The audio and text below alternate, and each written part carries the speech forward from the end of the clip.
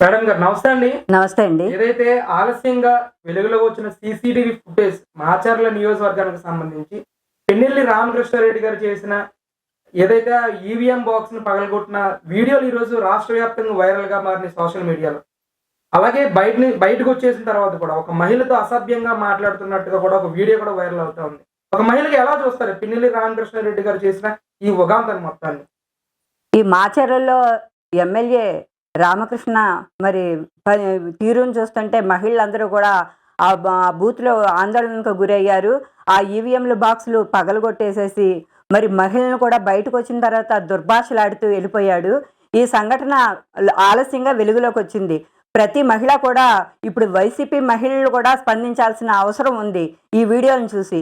ఎందుకంటే ఒక 4 సార్లు నేను గెలిచాను ఎమ్మెల్యేగా అనే గర్వంతో కూడిన అహంకారంతో నేనేమి చేసినా సరే చెల్లుతుందనే అహంకారంతో ఎమ్మెల్యే రామకృష్ణ ఎంత మొండి వైఖరిగా ప్రవర్తించాడో అందరూ గమనిస్తానే ఉన్నారు. ఆ రామకృష్ణకి ఎక్స్పైరీ డేట్ వచ్చేసింది. ఎందుకంటే ఇంట్లో కూర్చొనే రోజులు దగ్గరకు వచ్చినాయి. ఎందుకంటే గవర్నమెంట్ తీర్పు, ప్రజల తీర్పు కట్టుబడి ఉండాలి కాబట్టి ప్రజలందరూ కూడా ఆ ఎమ్మెల్యే చేసిన వైఖరిని చూసి మరి ఎంత గోండాయిజంగా ప్రవర్తించాడో ఆ వైఖరిని చూసి ప్రజలందరూ కూడా దిగ్భ్రాంతికి గురయ్యి రేపొద్దున్న వచ్చే రిజల్ట్స్ కోసం ఎదురు చూస్తున్నారు. ఈ రామకృష్ణకి మరి అలాగే ప్రభుత్వం ద్వారా ఎంతో మరి కఠినంగా చర్యలు కూడా తీసుకోవాల్సిన అవసరం ఉందని తెలియజేస్తున్నాను. ముఖ్యంగా ఈరోజు జూన్ 4వ తరం రిజల్ట్ కోసం అసలు ఎంత ఆసక్తిగా ప్రజలు వెయిట్ చేస్తా ఉన్నారు. ఏంటి అసలు ఎలా జరిగింది? ప్రజానాడి ఏ విధంగా ఉందండి అసలు ఎలక్షన్ ఎలక్షన్ లో ఏ రోజున కూడా ఏ సంవత్సరం కూడా ఇంత ఇదిగా ఎలక్షన్స్ జరిగిన తీరు అయితే మేము ఎప్పుడు చూడలేదు. ఎన్నో ఎలక్షన్స్ క్యాంపింగ్స్ చేస్తున్నాం మేము. అయితే ప్రతి బూత్ లో కూడా 10 60% పోలింగ్ అయిపోయిందండి. ఎప్పుడూ లేదు అసలు. అలాంటిది 10 గంటలకల్లా ఎండ ఎక్కడ తీవ్రం అవుతుందో, మేము ఎక్కడ ఓటు వేయలేకపోతామో, ఎక్కడ లైను ఎక్కడ ఎక్కువైపోతుందో అని చెప్పేసి ప్రజలందరూ కూడా టిఫిన్ కాఫీలు కూడా మర్చిపోయి లైన్లో నుంచొని 10ంటికి కూడా 60% పోలింగ్ అయిపోయిందన్నమాట. ఎంతో ఉత్సాహంగా ఎంతో కసితో ఉన్నారు. ఈ గవర్నమెంట్ని ఎప్పుడు దింపుదామా, ఎప్పుడు జగన్కి వ్యతిరేకంగా ఓటేసి మన ఓటుని మనం నిరూపించుకుందామా అని చెప్పేసేసి ప్రజలందరూ కూడా ఏకకంఠంతో వచ్చి మరి 10ంటికల్లా 60% పోలింగ్ అయిపోయి ప్రతి ఒక్కళ్ళు కూడా ఉత్సాహంగా ఓటేసి వెళ్ళడం జరిగింది. ఈ ప్రజల్లో కూడా చైతన్యవంతం వచ్చిందన్నమాట. ఎందుకంటే ఈ 5 ఏళ్ల పరిపాలనలో విసికి వేసారిపోయారన్నమాట ప్రజలందరూ కూడా. ఎప్పుడు మనం ఈ గవర్నమెంట్ని దించేద్దామా, ఎప్పుడు మనం మన ఓటు హక్కుని వినియోగించుకొని మనకు సుస్థిరమైన పరిపాలన తీసుకొచ్చుకుందామా అని చెప్పేసి ప్రజలందరూ కూడా ఏకకంఠంతో ఉండి పోలింగ్ రోజున మరి 10ంటికల్లా 60% పోలింగ్ అయిపోయింది. మేమందరం కూడా నివ్వెరపోయామన్నమాట. ప్రతి ఒక్క బూత్ ఏజెంట్లు కూడా నివ్వెరపోయాం. ఏంటి ఇంత లైన్, 10ంటికల్లా బారులు తీరని లైన్ ఉందన్నమాట. అందరూ కూడా చక్కగా ఓటేసి ఆఖరికి కొన్ని చోట్లయితే 12 గంటల దాకా కూడా పోలింగ్ జరిగిన రోజులైతే ఉన్నాయి.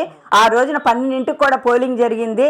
అంత ప్రశాంతమైన వాతావరణం 1-2 చోట్ల తప్ప ఎక్కడా కూడా ఆందోళనలు, గొడవలు, గందరగోళాలు లేకుండా ప్రశాంతంగా జరిగిపోయిందన్నమాట. ఈ వైసీపీ మొండి వైఖరి ఆందోళనకు ప్రజలను గురి చేసినా సరే, 1-2 చోట్ల ఇబ్బందికరమైన పరిస్థితులు ఎదుర్కొన్నా సరే మరి ప్రశాంతమైన వాతావరణంలో ప్రజలందరూ కూడా ఒకటే నిశ్చయించుకున్నారు. ఎప్పుడైతే ఈ వైసీపీ ప్రభుత్వాన్ని దించేద్దామా, మన ఓటు హక్కుతోటి సురక్షితమైన పరిపాలన తీసుకొచ్చుకుందామా అని ప్రతి ఒక్క ప్రజలు కూడా తన ఓటు హక్కుని వినియోగించుకొని రేపు రాబోయే ఎలక్షన్లో జూన్ 4వ తేదీన మరి కూటమితో కూడిన ప్రభుత్వం ఏర్పాటు చేసుకునేందుకు ప్రజలందరూ కూడా నిశ్చయంతో ఉన్నారు. ప్రజా బలమే మా బలము, ప్రజా తీర్పే మా తీర్పు, అంతే. దీంట్లో ఎటువంటి మార్పు లేదు. తెలుగుదేశం అత్యధిక మెజారిటీతో రావటం ఖాయం. అంటే ఒకవైపు జూన్ 9వ తారీఖున జగన్మోహన్ రెడ్డి గారు ప్రమాణ స్వీకారం చేస్తారు అని చెప్పి వైవి సుబ్బారెడ్డి గాని బొత్స సత్యనారాయణ గారు మాట్లాడుతూ ఉన్నారు. విశాఖపట్నంలోని ప్రమాణ స్వీకారం కార్యక్రమం ఉంటుందని చెప్పి భూమి కూడా వెతికేస్తున్నాం ఆల్రెడీ అని చెప్పి మాట్లాడుతున్నారు. ఎలా చూస్తారండి? ఏమండి, జగన్మోహన్ రెడ్డి ఫేస్ రీడింగ్ చూసారా? చచ్చిపోయిన కాడ ప్రేతాత్మ కాడ ఒత్తుపడుతుందన్నమాట జగన్మోహన్ రెడ్డికి. ఓ పక్క నుంచి ఆందోళనకు గురవుతున్నాడు. ఫేస్లో ఎక్స్ప్రెషన్స్ ఎలా ఉన్నాయంటే చాలా డల్గా ఉన్నాయి. ఏంటంటే ఓడిపోతామని చెప్పేసి వాళ్ళకి తెలుసు. కాకపోతే ఏంటంటే మేకపోతు గాంభీర్యం అనేది ప్రదర్శిస్తున్నారు. అదేమీ జరగదు, తథ్యం. ఎందుకంటే జగన్మోహన్ రెడ్డి ఓడిపోవడం తథ్యం, వైసీపీ ప్రభుత్వం కాళ్ళ రాయటం తథ్యం. ప్రజలందరూ కూడా ఏంటి మేడం, ఒకవైపు ఐపాక్ సభ్యులతో జగన్ గారు మాట్లాడుతూ 151 స్థానాల కంటే ఎక్కువే కొడుతున్నాం, ఈసారి 22 స్థానాల కంటే ఎక్కువే కొడుతున్నాం అని చెప్పేసి మాట్లాడుతున్నారు.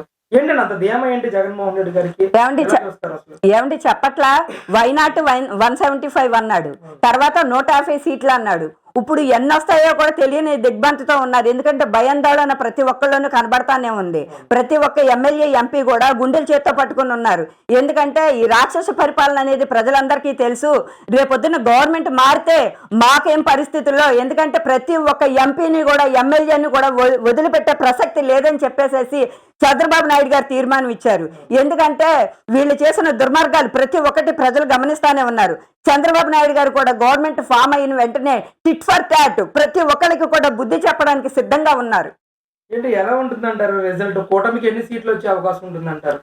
ఎన్ని సీట్లు వచ్చే అవకాశం ఉందంటే కూటమి మొత్తం కూడా గట్టిగానే ఉందండి. ఎందుకంటే ఇప్పుడు పవన్ కళ్యాణ్ కూడా ప్రతి ఒక్క దాంట్లోనూ కూడా మరి లోకేష్ బాబు గారికి కానీ అలాగే చంద్రబాబు నాయుడు గారికి కానీ సపోర్ట్ చేసుకుంటా వచ్చారు.